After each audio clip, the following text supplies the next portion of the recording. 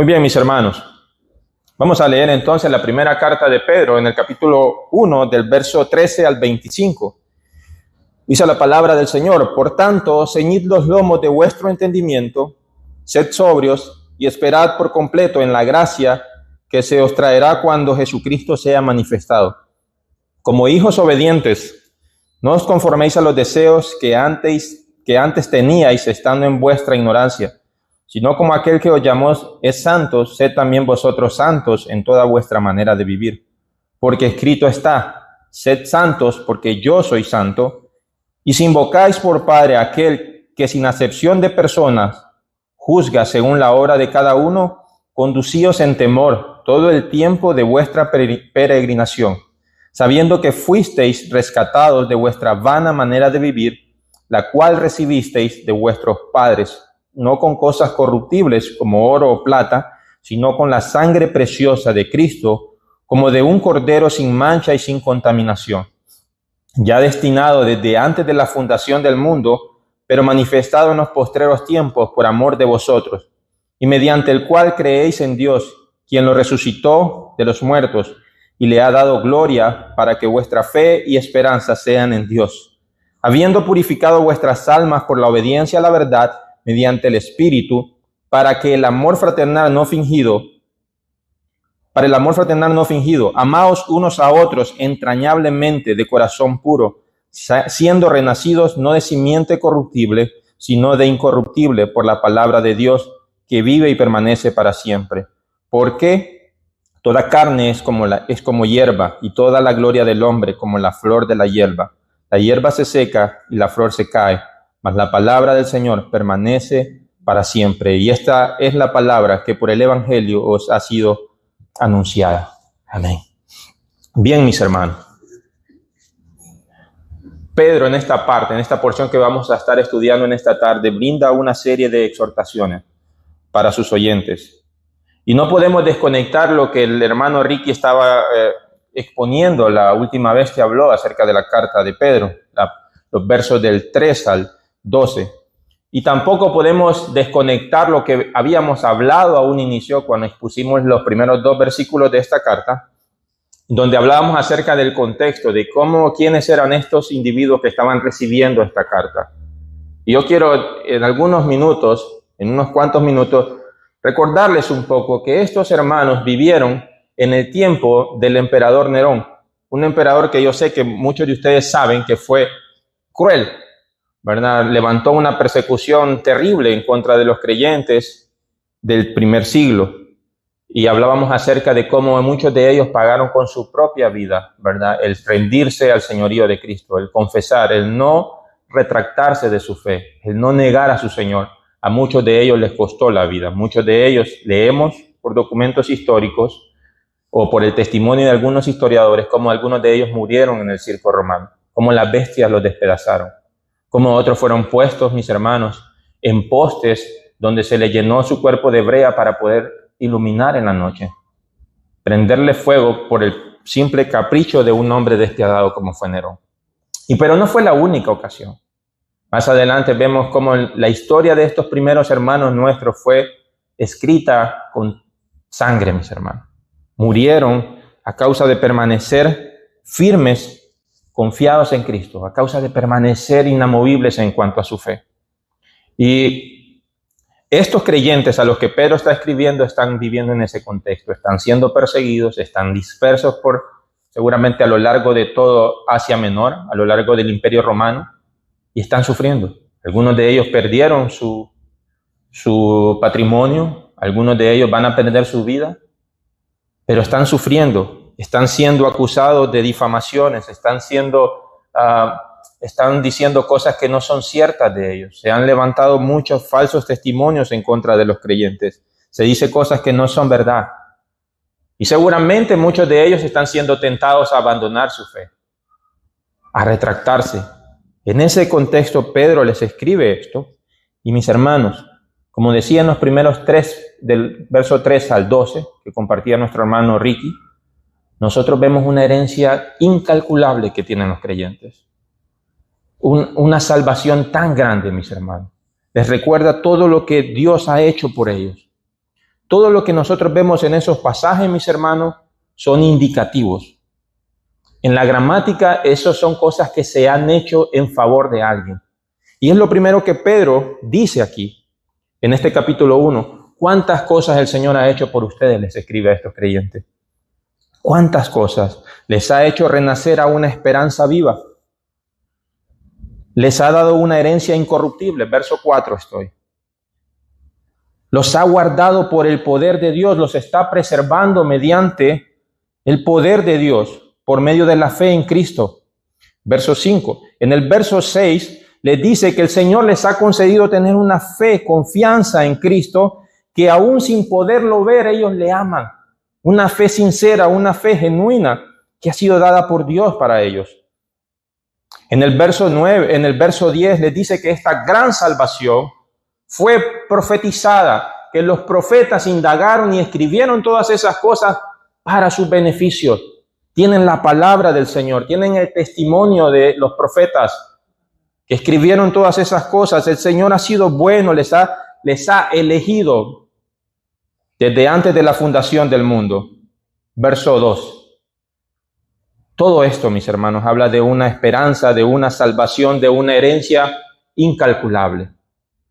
Les está diciendo primero a los creyentes aquí, todo esto Dios ha hecho por ustedes. Todo esto ha sido hecho para su beneficio. Es un regalo maravilloso. Tienen que pensar en esto, tienen que saber esto.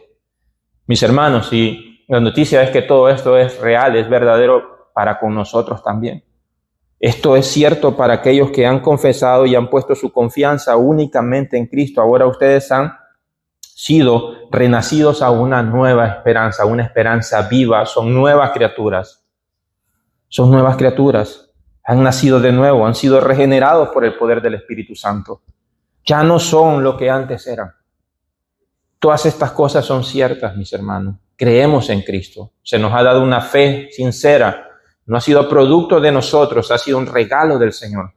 Hemos podido creer en el Evangelio. Nuestra vista, la venda que nos cubría del pecado ha sido quitada y hemos podido contemplar al Salvador. Hemos puesto nuestra confianza. No le hemos visto, sin embargo, le amamos. Todo esto, mis hermanos, es una herencia maravillosa. Y ahora vamos a pasar entonces a lo que va a ser nuestro texto. Y vamos a compartir al menos 3 ideas, pero pienso enfocarme únicamente hoy en 2, ¿verdad? Y luego, si Dios lo permite, terminarlo en la siguiente exposición. Lo primero que vamos a ver, mis hermanos, es que el apóstol Pedro exhorta a estos creyentes a tener esperanza. Como vamos a darnos cuenta, no es cualquier esperanza. Exhorta a los creyentes a tener esperanza y los exhorta también a la santidad. Y luego vamos a ver también una exhortación a conducirse, a vivir de una manera que reverencia el nombre del Señor. Pedro lo pone a que nos conduzcamos con temor. Versos de 17 al 21.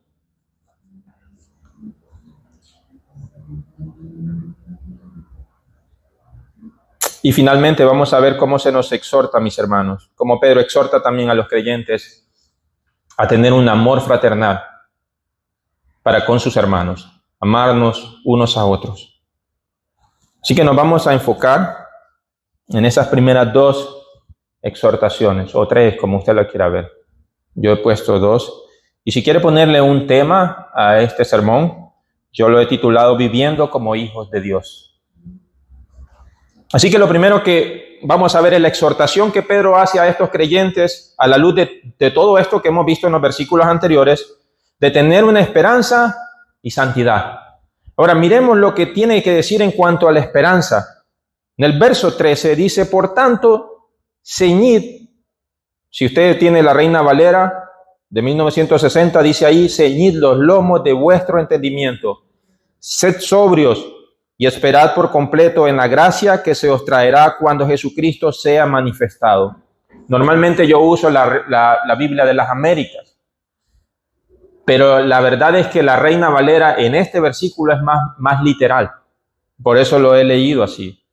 En la Nueva Biblia de las Américas, Pedro dice que ciñamos vuestro entendimiento para la acción, sed sobrios en espíritu. Pero esta parte es igual. Poned vuestra esperanza completamente en la gracia que se os traerá en la revelación de Jesucristo. Mis hermanos, el mandamiento aquí es uno. Es poned vuestra esperanza completamente en la gracia que se os traerá en la revelación de Jesucristo. El mandamiento es que tengamos esperanza. El mandamiento para estos creyentes es tengan esperanza, pongan su esperanza completamente en la gracia. Y esto es fascinante porque normalmente nosotros no pensamos que un mandamiento pueda ser así, poner la esperanza, tener esperanza. Esperamos otro tipo de mandamiento, pero aquí el apóstol Pedro está diciéndole que pongan su esperanza únicamente en la gracia.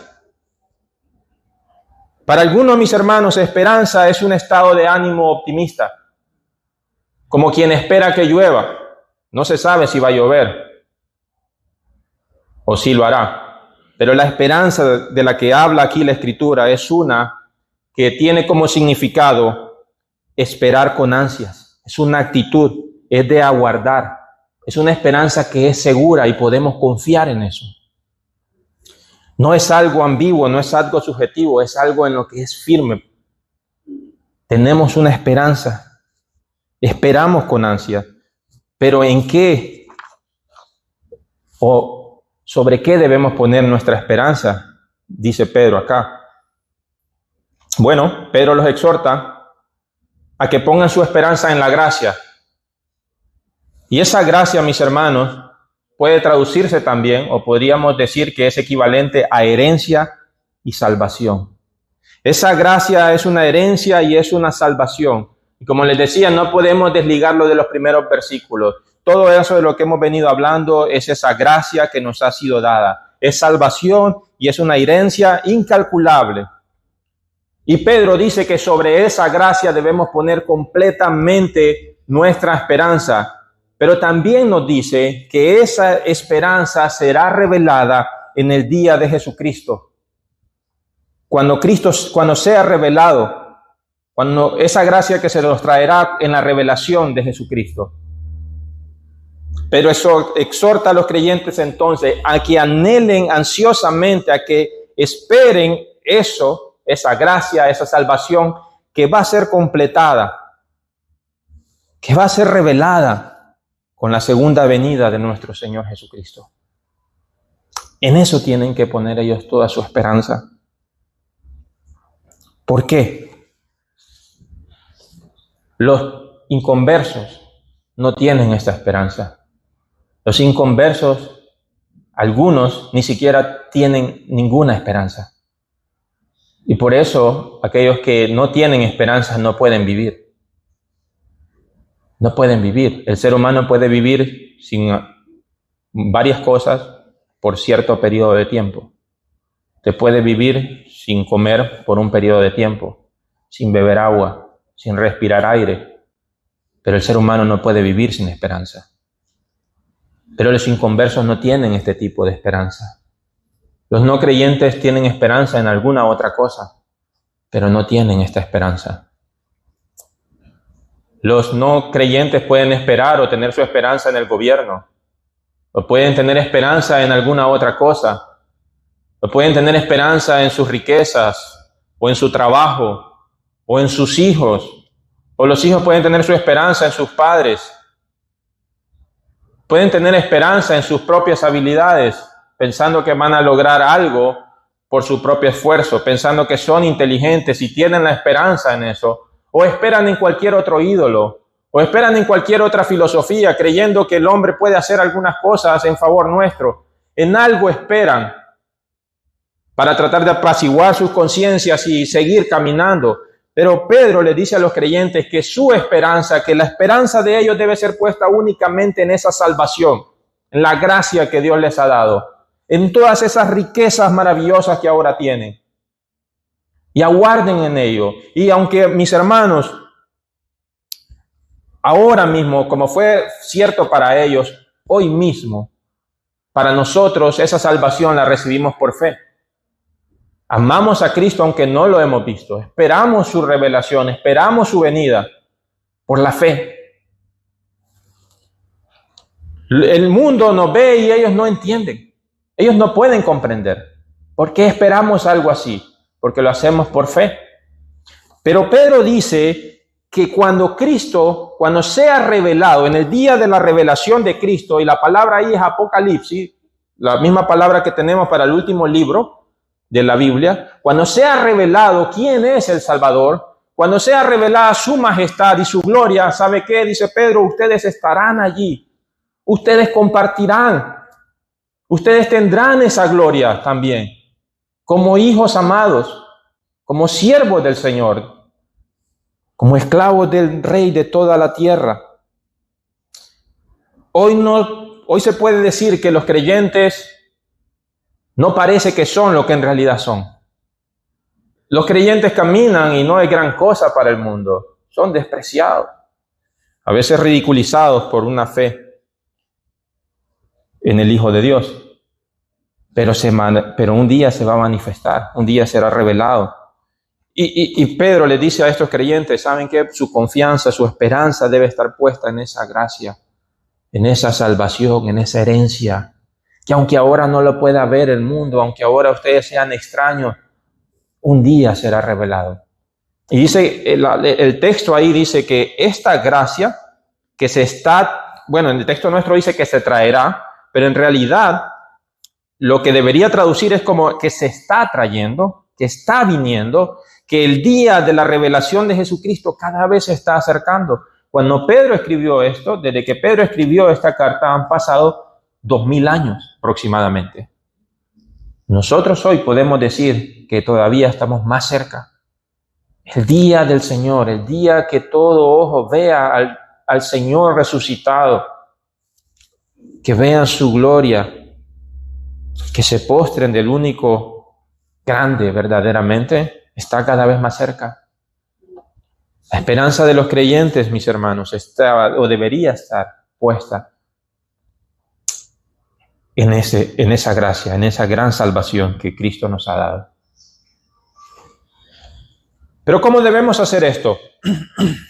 ¿Cómo lo podemos hacer? Bueno, el texto nos dice dos cosas. Primero nos dice que ceñid vuestro entendimiento para la acción. Y luego nos dice que seamos sobrios. Ahora, ¿qué significa esto de ceñid vuestro entendimiento para la acción? Resumido en 3 palabras sería preparen su mente. Y mis hermanos, aunque suene extraño esto de ceñir los lomos de vuestro entendimiento, como lo pone la Reina Valera del 60, debe traernos a nuestra cabeza, a nuestra imaginación, la idea o la escena del primer siglo, cómo las personas se vestían en el primer siglo. Y si usted hace memoria y si usted ha visto de repente en alguna película, ¿verdad? Eran como una especie de vestidos, muy parecido a los vestidos que utilizan ahora las mujeres. Pero era eso, era un vestido, no usaban los pantalones como nosotros los hombres. Tenían un vestido largo, ¿verdad? Una túnica larga, vestido largo. Pero mis hermanos, ese vestido, esa ropa larga, podía tener muchas dificultades, por ejemplo, para hacer algunos quehaceres. Por ejemplo, para un soldado, eso podría representar un obstáculo para poder moverse con agilidad, para poder desempeñar sus actividades de la manera correcta. Ese vestido podría ocasionarle algunas dificultades, podría tropezar, se podría enredar. Pero ¿qué hacían entonces ellos? Lo que hacían, mis hermanos, es que agarraban sus ropajes largos, este tipo de falda, y se lo ceñían con un cinto, se lo amarraban. De tal forma que al recoger sus ropas y amarrárselo, ellos podían desplazarse sin ningún tipo de obstáculo. Esa es la idea de Pedro acá. Eso que hacían con su ropa, háganlo con su mente. Hagan lo que tengan que hacer, aten lo que tengan que atar en su mente de tal manera que no sea un obstáculo para poner su esperanza únicamente, completamente en la gracia. Hagan lo que tengan que hacer, preparen su mente, le dice Pedro, para la acción, para actuar, para que ustedes puedan ser capaces de poner su esperanza en la gracia. El mandato es poner la esperanza única y completamente en la gracia. Para eso necesitan preparar su mente. Que no hayan pensamientos que obstaculicen ese propósito. Hagan lo que tengan que hacer. Llenen su mente con la palabra del Señor. Efesios capítulo 6, verso 14 lo pone más claro cuando dice que debemos ceñir nuestros lomos con la verdad. ¿Y de qué está hablando Pablo allí? Está hablando de que la verdad del Evangelio, la verdad de la palabra de Dios es lo que tiene que llenar nuestro pensamiento, mis hermanos. No podemos seguir las corrientes del mundo. Y yo estoy seguro que todos nosotros de alguna manera somos influenciados por una u otra cosa que no procede de la verdad de la Escritura. Por eso debemos ver nuestro pensamiento a la luz de la palabra del Señor y ver si se alinea, hermano. Tenemos que dejar de, es que a mí me parece, es que yo creo, es que luce razonable. Si no se alinea con la verdad, lo desechamos. Estamos hablando de la mente. Las batallas más grandes se dan en nuestra mente. Pregúntese a usted mismo, ¿qué cosas yo creo que no están alineadas con la verdad del Evangelio? Y eso es lo que tiene que arremangarse. Eso es lo que tiene que atar con un cinto. Estoy hablando metafóricamente. Y que nada de eso sea un obstáculo para poner nuestra esperanza en el Señor. Porque algunos pueden estar esperando en el gobierno, esperando en algún líder. Y mis hermanos, la Escritura es muy clara y contundente cuando dice que es maldito el hombre que pone su confianza en otro hombre. Nuestra esperanza debe estar únicamente en el Señor, en su gracia, en su salvación. ¿Quieres justicia? Espera en el Señor, confía en Él. Él es el verdadero juez. ¿Quieres prosperidad? Espera en el Señor. Él hará prosperar tu alma. Y aunque no prosperemos en todo lo demás, en lo más importante, Él prosperará nuestra alma.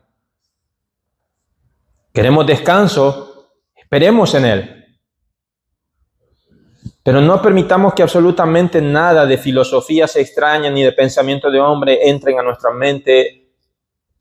Y si no están alineados con la Escritura, no permitamos que eso sea un obstáculo. Confiemos. Muchas cosas puede que no nos parezcan razonables. Muchas cosas no tienen mucho sentido. No se alinean con la verdad del mundo. Obedecer tampoco es sencillo. Pero hay un propósito, que nuestra esperanza esté puesta en la gracia, que será revelada en el día de Jesucristo. Pero no solamente nos dice eso Pedro, pero le dice a estos hermanos que tengan dominio propio. Eso es lo que significa sed sobrios. Y si usted recuerda, la palabra o la idea de sobriedad tiene que ver con su contraparte, es decir, estar emborrachado, estar controlado o intoxicado por una sustancia. Dicho sea de paso, no solamente el alcohol puede controlarnos. Hay otras sustancias, drogas, otro tipo de cosas que pueden nublar nuestro pensamiento, la manera de comportarnos. La idea de aquí de Pedro es, al decirles que sean sobrios, es que tengan una cabeza despejada, una mente clara, una mente que no esté siendo influenciada por algún tipo de cosa, alguna sustancia. Es tener equilibrio, es establecer prioridades.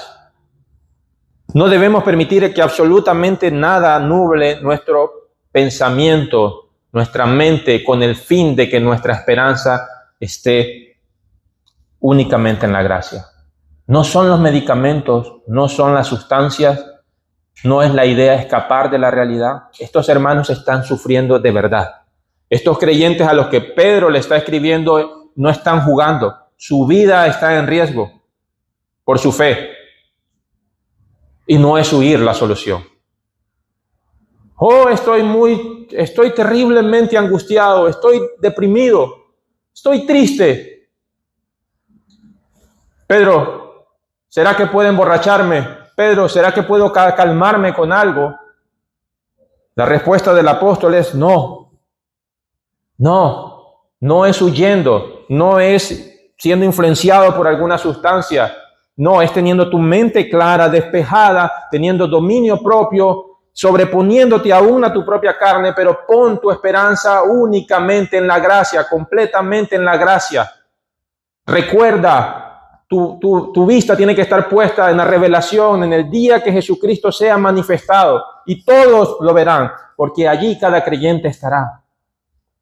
Compartirá de alguna manera esa gloria de haber esperado en el Salvador, de haber confiado en que su palabra es firme, verdadera. Así que preparen su mente y tengan dominio propio. Pongan su esperanza completamente en la gracia. Los creyentes son llamados aquí por Pedro a esperar, a poner su esperanza en la gracia completamente. Pero esa es una esperanza activa, no es una esperanza vacía, no es una esperanza que se sienta, es una esperanza activa.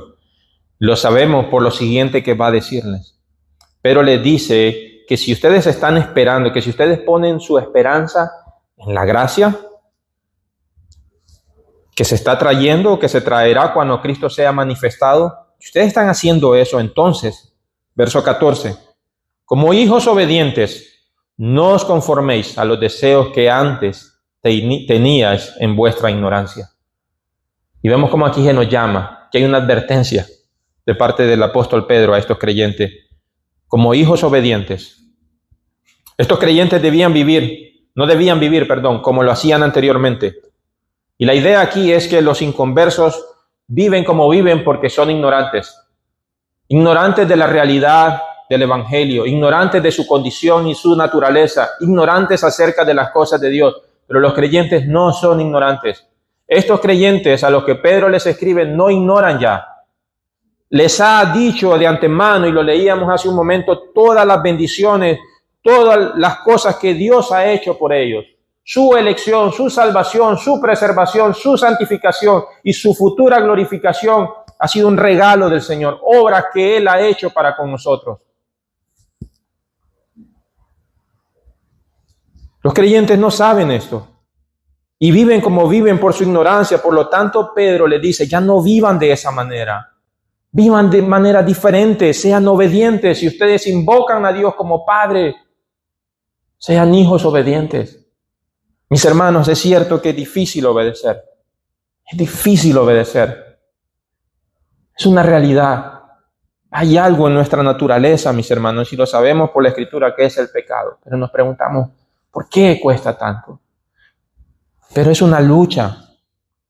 Y Pedro les exhorta aquí a que vivan a la luz de aquello que han sido conformados por el Señor. Ahora se les llama hijos de Dios, han sido adoptados por Él.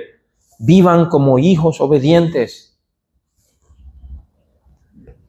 Versos 15 y 16 dice, sino más bien que así como aquel que os llamó es santo, así también vosotros sed santos en toda vuestra manera de vivir, porque escrito está, sed santos porque yo soy santo. Aquí, mis hermanos, la norma es la santidad, la meta es la santidad. Debemos vivir vidas entregadas, apartadas para el Señor. Debemos de vivir de una manera contraria a como el mundo lo señala. Y ese es el corazón aquí. Vivir de tal manera como el Señor nos indica que lo hagamos. Y aquí es donde tenemos que tener cuidado en cómo nos estamos alineando en nuestra manera de vivir. ¿Qué aconsejamos cuando alguien se acerca? ¿Cuál es nuestra visión de la vida? ¿Cuál es nuestra percepción de las cosas? ¿Qué pensamos de las riquezas? ¿Qué pensamos del trabajo? ¿Qué pensamos de las relaciones sociales? ¿Está de acuerdo a la Escritura? ¿O son cosas que nosotros pensamos que son correctas? ¿Cómo reverenciamos a nuestro Dios? Esta idea no solo proviene de Pedro. Pablo también les recuerda a los tesalonicenses, en 1 Tesalonicenses 4:7, porque Dios no nos ha llamado a impureza, sino a santificación. Y el apóstol Juan, en su primera carta, en el capítulo 3, verso 3, dice lo siguiente, y todo aquel que tiene esta esperanza puesta en Él, en Jesucristo, se purifica, así como Él es puro. A los creyentes, mis hermanos, Pedro aquí les manda a ser santos y usa un imperativo allí, lo que significa que es un mandato, es algo que tenemos que hacer, es algo que va a ocurrir. Es cierto, la santificación nosotros la hemos expuesto en dos sentidos. Dios, el Espíritu Santo, está haciendo una obra en ustedes de santificación, está santificándolo progresivamente, pero es cierto también que por otro lado el creyente debe de hacer su parte, debe de esforzarse, debe luchar en contra del pecado. Ya no vivimos como vivíamos antes, ya no somos lo que antes éramos. Si un creyente se dice creyente y vive de la misma manera, no lo es, mis hermanos, no nos engañemos de esa manera. No tratemos de meter ideas ahí que no tienen nada que ver con el Evangelio. Si Cristo ha transformado por medio de su Espíritu Santo la naturaleza caída, hay cambios. Hay cambios. Ya no somos lo que éramos antes. Y aunque entendemos que es un proceso en el cual seguimos pecando, seguimos luchando, caemos y nos levantamos, pero el Señor está desarrollando, está restaurando la imagen que fue corrompida por el pecado en él. Pero no solamente nos está haciendo como Adán, nos está haciendo semejantes a Cristo. Él es el prototipo de hombre, de mujer a la que debemos aspirar. Ser como Él es. Y el Señor está haciendo eso. Por eso Pedro dice que es algo que debemos buscar, debemos hacer, ser santos. El creyente debe luchar por vivir en obediencia a Dios. De esa manera demuestra cuál es el significado de la palabra santo. Y mi hermano, esta idea de Pedro viene de Levíticos 11, versos 44 y 45. Si usted lo lee, se dará cuenta que es cuando el Señor rescata a Israel y le da una serie de ordenanzas que tiene que ver con sus sacrificios. Y la razón por la que el Señor dice ahí que ellos deben ser santos, que su pueblo debe ser santo, es porque fueron rescatados. Israel fue rescatado poderosamente por el Señor y lo hizo por medio de la sangre del sacrificio del Cordero. Recuerda, cuando el Señor lo está sacando de Egipto, debían sacrificar un cordero y debían de marcar los dinteles de sus puertas, el marco de sus puertas con la sangre del cordero, de tal manera que el Señor iba a preservar esos lugares. La sangre iba a ser la señal para que el ángel pasara de lejos. De esa manera todo Israel fue salvo, fue preservado. El Señor los llama entonces, ya que han sido un pueblo rescatado por Él, por medio del sacrificio de un cordero, de la sangre del cordero, lo llama a ser su pueblo santo, porque Él es su santo Dios. Él es santo. Así que Pedro aquí exhorta a la santidad y a tener una esperanza. Es un mandato. No confíe en ninguna otra cosa. No ponga, mis hermanos, su esperanza en otra cosa. Si usted está enfermo, padeciendo, tiene dificultades, haga lo que tenga que hacer. Visite al médico, sea buen administrador, cuide su cuerpo, cuide su finanza, cuide lo que el Señor le ha dado. Sea buen administrador de todo lo que tenga. Sea diligente con las autoridades, respete a las autoridades, ¿verdad? Use su intelecto al momento de ejercer su voto, piénselo bien. Pero no ponga su esperanza. No ponga su esperanza en esas cosas. Es necio, es tonto, es estúpido poner nuestra esperanza en otra cosa que no sea la gracia, es decir, esta salvación y herencia que Dios nos ha dado y que será revelada cuando Jesucristo vuelva. No pongamos nuestra esperanza en absolutamente nada más. Y es algo que tenemos que recordarnos todos. Cada día. Nuestra esperanza está puesta en el Señor. Si tengo un veredicto malo, si no es lo que yo esperaba, mi esperanza está en el Señor. Mi esperanza está en el futuro. Allí cuando Cristo venga. No importa lo que diga el mundo, no importa lo que estos falsos maestros, esta falsa ciencia diga. Yo he anclado mi vida, mi corazón, mi conciencia y mi mente están ancladas en la palabra del Señor, en sus promesas. Él va a regresar. Cobre ánimo en esto. Cobre ánimo en el Señor, en su palabra. Él va a regresar. Y todos seremos testigos, mis hermanos. Aquellos que han puesto su confianza en Él. Por eso les animo con todo mi corazón. Si no han confiado en Él, ponga su esperanza en Él. Ríndase a Él como hijo obediente. No espere. Viva a la luz de su verdad. Aunque no sea fácil, luche. Aquí hay un puñado de hermanos imperfectos en esta iglesia, dispuestos a ayudar, dispuestos a unirnos. Y vamos a ver más adelante, no hoy, primero Dios, el próximo sermón, cómo el Señor nos manda también a amarnos, a amarnos unos a otros. Bien, mis hermanos, versos 17 al 21 tenemos la otra exhortación, una exhortación a conducirnos en temor.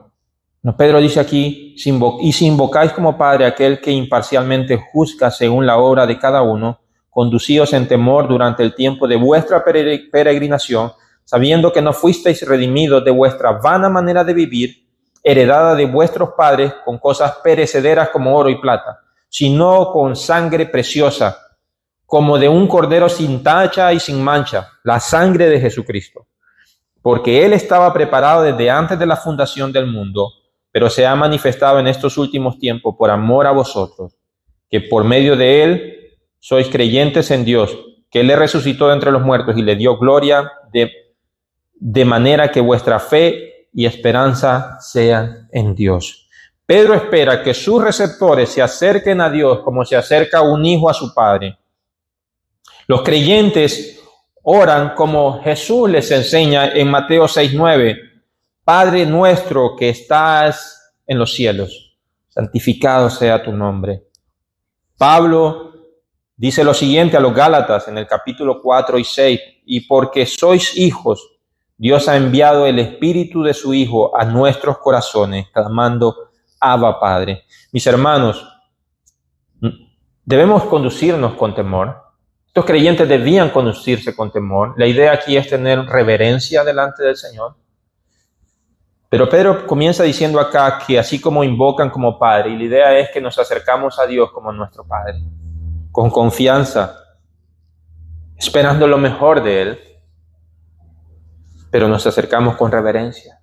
Debemos vivir con reverencia. No nos podemos tomar a la ligera que Él es nuestro Dios.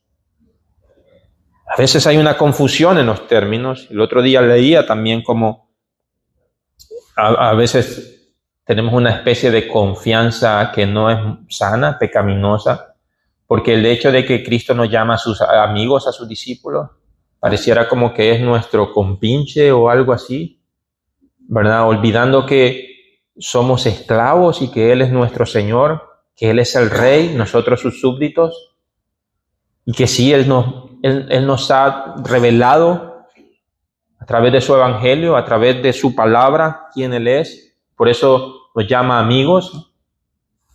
De la misma manera tenemos que tener ese balance en entender que podemos acercarnos a Dios con confianza, pero tenemos que reverenciarlo, que tenemos que tener cuidado. Tenemos que pensar en tener este equilibrio en nuestra vida. ¿Cuál es el propósito de saber que Dios es nuestro Padre y nuestro juez? Bueno, un comentarista dice que el cristiano debe vivir consciente de esta realidad, que Dios por un lado sí es nuestro Padre, pero también es nuestro juez. Debemos vivir conscientes de estar en la presencia de Dios y saber que el ojo de Dios está constantemente sobre el creyente. Debemos ser conscientes de esta realidad.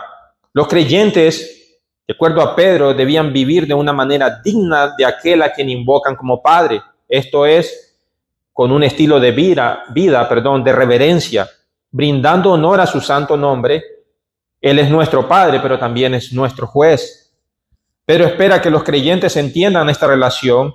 Deben vivir con reverencia al Señor y a su palabra mientras Dios les permita vivir en esta tierra, recordando que son extranjeros. La ciudadanía de los creyentes para Pedro no es esta tierra. Y eso es cierto para nosotros. Pedro quiere que ellos recuerden que deben vivir de una manera que honre al Señor, a quien invocan por Padre, que vivan de tal manera que recuerden que esta no es su tierra, que este no es su nacionalidad, que su ciudadanía está en los cielos.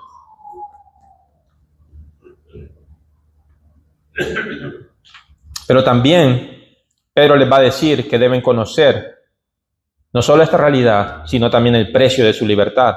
Y es ahí donde dice, en el verso 18 y 19, sabiendo que no fuisteis redimidos de vuestra vana manera de vivir, heredada de vuestros padres, con cosas perecederas como oro y plata. La redención no fue un pago con cosas materiales. Mis hermanos, la idea de redimir o el significado de esta palabra es de que alguien pague el precio de la libertad de un esclavo. Cuando habla aquí de Pedro de que fuimos redimidos, fue el precio de la libertad de estos creyentes, de usted si es creyente. Esto no fue gratis para el Salvador, Él pagó un precio por cada uno de nosotros. La salvación es gratis para todo aquel que venga. La salvación es gratis para aquellos que han puesto su confianza en Cristo. Pero el precio que Dios pagó fue el de su Hijo muriendo en la cruz del Calvario. No fue poca cosa. La libertad de los creyentes, de los escogidos, no fue con oro y plata, dice Pedro, sino con sangre preciosa. Lo cantábamos hace un momento. Como de un cordero sin tacha, sin mancha. La sangre de Cristo. Por eso decimos que nos libra del pecado. La sangre de Jesús.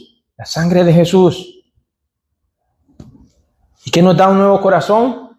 La sangre de Jesús. Su sangre. Su preciosa sangre. Ese fue el precio. Gálatas 3:13 dice que Cristo nos redimió de la maldición de la ley, haciéndose o habiéndose hecho maldición por nosotros, porque escrito está, maldito todo aquel que cuelga de un madero. Cristo nos redimió de la maldición de la ley. También en Tito 2:14 dice, quien se dio a sí mismo por nosotros para redimirnos de toda la iniquidad y purificar para sí un pueblo para posesión suya, celoso de buenas obras. Nuestra redención, según Pedro, fue con la sangre de Cristo, como la de un cordero sin tacha y sin mancha. Y esta idea la vemos en el Antiguo Testamento. Anótelo por ahí. En Éxodo capítulo 12, versos del 1 al 2, si usted tiene tiempo, léalo en su casa y se dará cuenta que las instrucciones para la nación de Israel era de que debían sacrificar un cordero sin defecto, y con su sangre debían marcar los dinteles. Y a través de ese sacrificio del cordero, el Señor expiaba, cubría el pecado de su pueblo. Y podían tener esa relación en la cual el Señor, el Dios vivo y verdadero, habitaba en medio de su pueblo. La culpa de su pecado, de su iniquidad, era puesta sobre este cordero, sin defecto. Y a través del sacrificio de ese animal, podían tener esta relación de paz, de amor con un Dios que no puede estar en presencia del pecado. Les brindó ese medio. Pero cuando Juan el Bautista ve a Jesús, dice, mirad, el Cordero de Dios que quita el pecado del mundo. Juan 1:29, no el Cordero que expía y cubre el pecado, el Cordero que quita el pecado del mundo. Él es el sacrificio. La sangre de Cristo es el precio de nuestra redención. Pablo dice a los romanos en el capítulo 3:25 que por medio de Cristo Jesús, Dios presentó a Cristo Jesús como la propiciación por nuestros pecados. Cristo fue el sacrificio. Cristo fue quien se dio a sí mismo. Él pagó el precio. Él es el hombre rico que paga el precio de la esclavitud, del esclavo, pero Él es el sacrificio. Él murió en lugar del pecador. Y Pablo utiliza la palabra propiciación para hablarnos de que la ira del Señor fue puesta sobre ese sacrificio, sobre Cristo. Él absorbió la ira del Padre, muriendo en lugar de los pecadores. Déjeme ponerlo así. El pecado suyo y el mío, la culpa de sus pecados y los míos, el pago delante de un Dios santo, fue vertido sobre su Hijo. Es como una copa llena de la ira de Dios, así lo describe la Biblia. Y Cristo la bebió por nosotros. Y eso es cierto para todo aquel que pone su confianza en Cristo. Los pecados tuyos son puestos en la cuenta de Cristo. Y puedes recibir justificación por medio de la fe. Él pagó el precio. Cristo, su sangre es el costo de nuestra redención. Él fue la propiciación. El escritor de Hebreos también dice algo con respecto a esto. Dice que Cristo no entró en el lugar santísimo por medio de la sangre de machos, cabríos y becerros, sino que entró una vez para siempre por medio de su propia sangre, habiendo obtenido eterna redención. Ya no es necesario más sacrificio. Y la idea es aquí que cuando entraba el sumo sacerdote una vez al año y ofrecía el sacrificio, Dios le brindaba paz, pero al año siguiente había que hacer lo mismo. Y lo mismo, y lo mismo, y lo mismo, y lo mismo. Un río de sangre hasta llegar a Cristo. Pero Cristo, dice el escritor de Hebreos acá, entró una sola vez. Y no lo hizo por medio de un sacrificio externo, de algún animal, de algún macho cabrío, algún becerro. No, dice el escritor, fue su propia sangre. Él fue el sacrificio, él fue el sumo sacerdote que murió en la cruz para obtener eterna redención. Y por eso en Apocalipsis 5:9, Juan dice que estos que están allí, que le adoran, dicen lo siguiente: digno eres de tomar el libro, de abrir sus sellos, porque tú fuiste inmolado, tú fuiste el precio, y con tu sangre nos has redimido para Dios. De todo linaje, y lengua, y nación, y pueblo. Por eso Él es digno, porque fue con su sangre que nos redimió. Él pagó el precio, y no fue poca cosa. Él no tenía culpa. No menospreciemos el sacrificio de Cristo. No lo miremos como poca cosa. Él no tenía culpa. Nosotros sí. Él no hizo pecado. Nosotros estamos llenos, infectados de pecado. Hasta nuestra naturaleza. Verso 20 dice, porque él estaba preparado, es decir, Cristo, desde antes de la fundación del mundo, pero se ha manifestado en los últimos tiempos por amor de nosotros. Vea que lo mismo que encontramos en los versos anteriores, cuando habla de que Cristo fue preparado desde antes de la fundación del mundo, y hablábamos también de que los elegidos fueron elegidos desde antes de la fundación del mundo. Antes de que el mundo existiera, Dios no solo planeó, decretó que su Hijo muriera. Y vemos aquí como dos extremos de un espectro, ¿no? Tiempo pasado, antes de la fundación del mundo, antes de que todas las cosas vinieran a la existencia, el Señor preparó, el Señor no solo pensó, sino que predestinó que su Hijo muriera. Nada le tomó por sorpresa. Lo que pasó en Edén no fue sorprendido, no fue una sorpresa para el Señor. Era parte del plan. Pero el otro extremo, ¿no? En estos últimos tiempos, Cristo ha sido manifestado y fue por amor a vosotros, le dice Pedro. Parece que la idea de Pedro aquí es desde que Cristo nace en el pesebre hasta su segunda venida. Ha sido manifestado. Ese es el último tiempo. Y todo esto que Él hizo, toda su vida, toda su obra, hasta la segunda venida de Cristo, lo ha hecho por amor a vosotros, dice Pedro aquí. Dios lo escogió antes de la creación del mundo.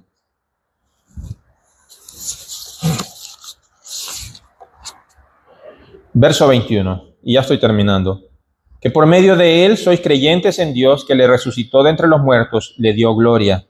De manera que vuestra fe y vuestra esperanza sean en Dios. Creyentes, mis hermanos, dice Pedro acá, estos creyentes creen en Dios por medio de Jesús. Creer en Jesús es creer en el Dios Trino. Y los creyentes creen en Dios porque Dios resucitó a Jesús de entre los muertos. Y es sabido de todos nosotros, y hemos hablado en otros momentos, que la resurrección es cardinal en nuestra fe. Por eso es que dice Pablo que si no hay resurrección de los muertos, entonces ni siquiera Cristo ha resucitado. Y si Cristo no ha resucitado, entonces vana es nuestra predicación, vana también es nuestra fe. La resurrección es un aspecto cardinal de nuestra fe. Y la fe, de acuerdo a Pedro acá, y la esperanza están íntimamente vinculadas, porque una fortalece a la otra. La gloria que Cristo ha recibido, esa exaltación que fue dada cuando el Señor le resucitó de entre los muertos,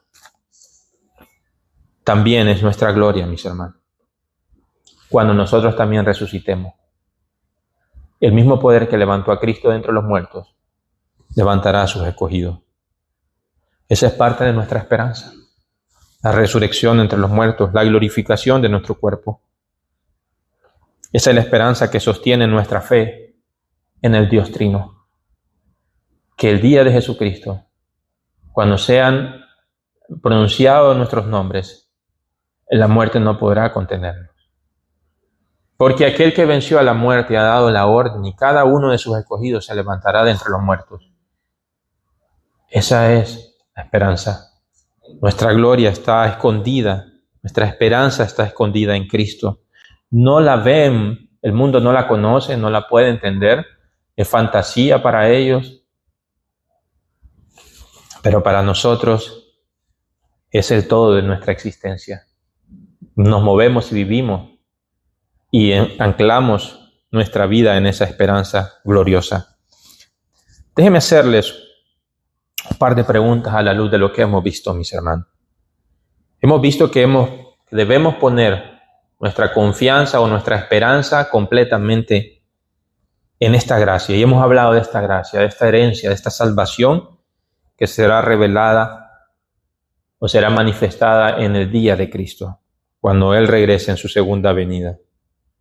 Y yo pregunto, mis hermanos, ¿estás poniendo tu esperanza completamente en la gracia que será revelada en el día de Jesucristo?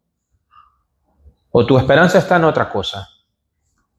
¿Está en alguien más o en algo más? ¿Tu esperanza está en el gobierno? ¿Tu esperanza está en la medicina moderna? ¿Tu esperanza está en el trabajo? ¿Tu esperanza está en los recursos? ¿Está tu esperanza en tu cónyuge o en tus hijos para el porvenir?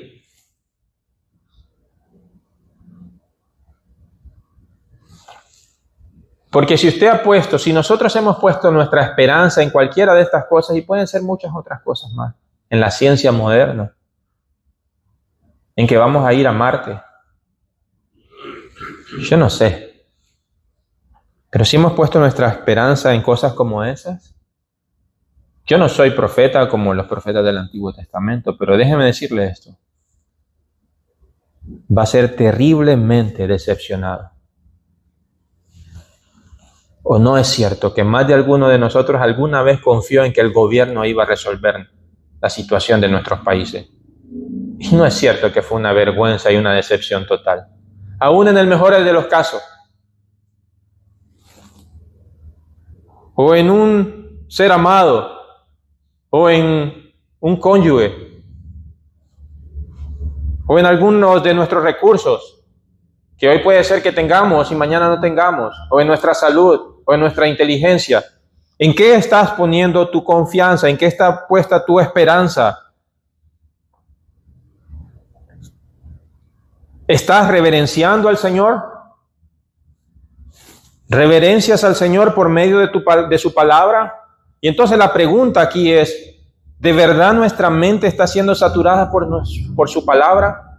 ¿De verdad, mis hermanos, estamos reverenciando al Señor de tal manera que los días que enseñamos la palabra del Señor aquí, usted viene con gozo a recibir la palabra del Señor?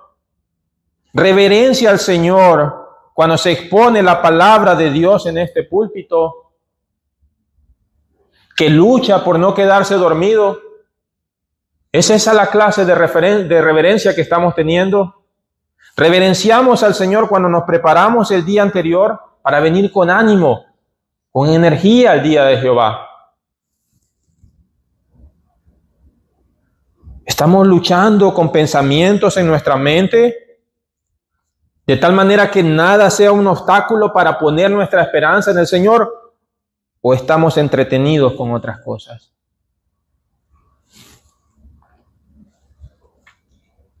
¿Confiamos en el Señor, en su palabra? ¿Le obedecemos? Porque hay una manera de probar esto. Veamos cuántos de nosotros estamos el martes acá, aprendiendo de la palabra del Señor. Veamos cuántos de nosotros estamos viniendo los domingos a nuestra escuela dominical. O cuántos de nosotros representa un gozo cuando los llaman para recibir alguna clase donde se estudia la palabra del Señor. Mi hermano, ¿eres consciente de que eres un peregrino en esta tierra?